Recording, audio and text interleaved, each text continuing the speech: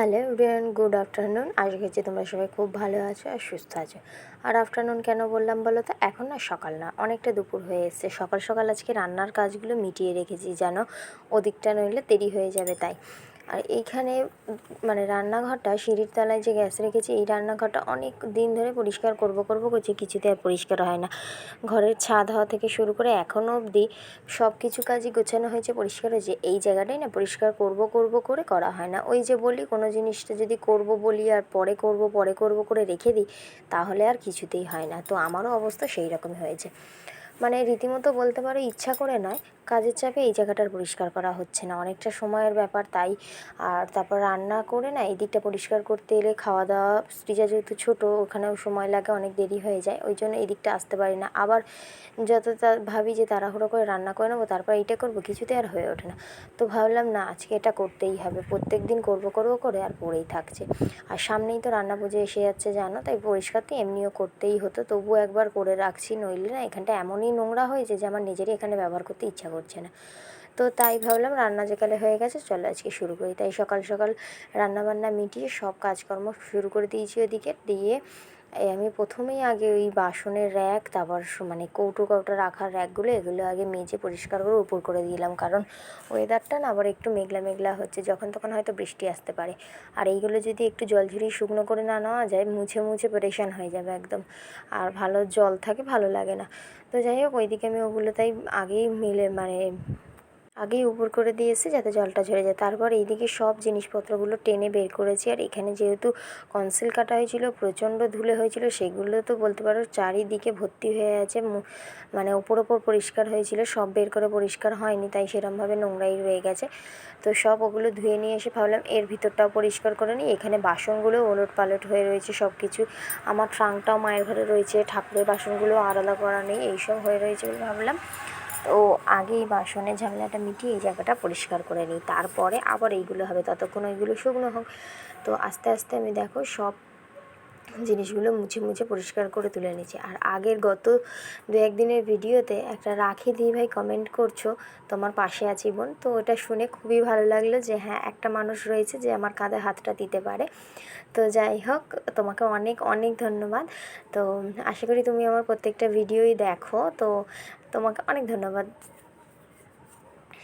তোমাদের সাথে কথা বলতে বলতে দেখো আবার এদিকের কাজগুলো মিটে গেছে, বাসনটাও গোছানো হয়ে গেছে, ঠাকুরের বাসনগুলো আলাদা করে ট্রাঙ্কে রেখে দিয়েছি, ওটাও ঘরে তুলতে হবে। আর এই ব্যাগগুলো পড়েছিল, সেগুলো লাইলন ব্যাগগুলো জানো সবই নতুন, তাই ভাবলাম এগুলোকে একটি জায়গায় রাখি, তাহলে আমাদের নিতে সুবিধা হবে। আর কোনো জিনিস যদি না যে ভাগ করে রাখো যে কোনটা কোথায় আছে, তাহলে তোমাদের যে কোনো সময় ব্যবহারের জন্য সুবিধা হবে। সব যদি এলোমেলো হয়ে পড়ে থাকে, তখন দেখবে যেটা দরকার তুমি সেটা পাচ্ছই না কোনোভাবে। তো আমি এইভাবেই রেখেছি ব্যাগগুলো, যেগুলো দরকারি জিনিস সেগুলো আলাদা, বা যেগুলো আমরা ব্যবহার করি সেইগুলো আলাদা, বা নতুন কোনো জিনিস যদি থাকে সেগুলো কেউ যদি খোঁজে তখন যাতে দিতে পারি, তাই নতুনগুলো আলাদা রাখার চেষ্টা করি। তো এইভাবেই সব আস্তে আস্তে আমি ভাগ করে রেখে দিয়েছি। আর আমার এই যে রঙ, আমার কাজের জিনিস যেটা খুব পছন্দের, ওই জিনিসগুলো পড়েছিল। আর মাঝে মাঝে সৃজারা দেখতে পেলেই বলে ওইটা নিয়ে খেলবো, তো ওদের দিতেও চাই না, যেহেতু ওটা আমার পছন্দের, রঙ নষ্ট করবে ওরা। তো সেটাকে আমি তাড়াহুড়ো করে আগে ভিতরে ঢুকিয়ে রাখলাম, যাতে না চট করে ওদের চোখে পড়ে। আর এই ছোটো ছোটো কৌটো চামচ এগুলো দেখো আমি একটা ব্যাগে ভরে দিচ্ছি, কারণ যখনই দেখবে আমরা কোনো জিনিস ব্যবহার করি, কোনো মশলা রাখা বা কোনো কিছু, তখন আমাদের মনে পড়ে এই ছোটো ছোটো কৌটো আর ছোটো চামচের কথা। তো তখন খুঁজে না পেলে বড্ড রাগ ধরে, তাই ভাবলাম যে এগুলোকে বরঞ্চ একটা ব্যাগে রাখি, তাহলে যখনই মানে দরকার পড়বে আমি এই ব্যাগটা বের করলে পেয়ে যাবো। আর এইদিকে লাল র্যাকটা, আর এই ছোট্ট র্যাকটা আগের দিন কিনেছিলাম পাড়ায় যারা আসে তাদের কাছ থেকে, তো ওটাও রেখে দিলাম এইখানে দিয়ে। আর গ্যাসটা মুছে নিচ্ছি। আর ওই ছোটো লাল র্যাকটা কিনেছিলাম যে কাঠের রান্নাঘরটা হয়েছে ওইখানে রাখবো বলে, তারপর দেখলাম ওইটা ঠিক ওখানে রাখতে পারছি না, তাই এখানের একটা ওই কাঠের রান্নাঘরে নিয়ে গেছি, আর এই লালটাকে এখানে লাগিয়ে দিয়েছি। তো আমি এদিকে সব শুকনো হয়ে গেছে বলে ওগুলো তুলে নিয়ে এসেছি র্যাকগুলো এনে, আর বাসনগুলোও গুছিয়ে দিয়েছি। আর আজকে জানো তো একটা নিমন্ত্রণ বাড়ি আছে, সকালবেলায় বললো যে রান্না পুজো নিমন্ত্রণ আছে পান্না করতে যেতে। ভাবছিলাম যাব না, তারপর ভাবলাম যে না গেলে একটা খারাপ লাগবে।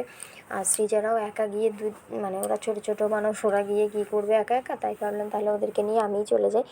তো ওই জন্য এই হাফ কাজগুলো আমি মিটিয়ে রাখছি, যে মানে হাফ করে আর হাফ যেতে হবে, নইলে না সময় হবে না।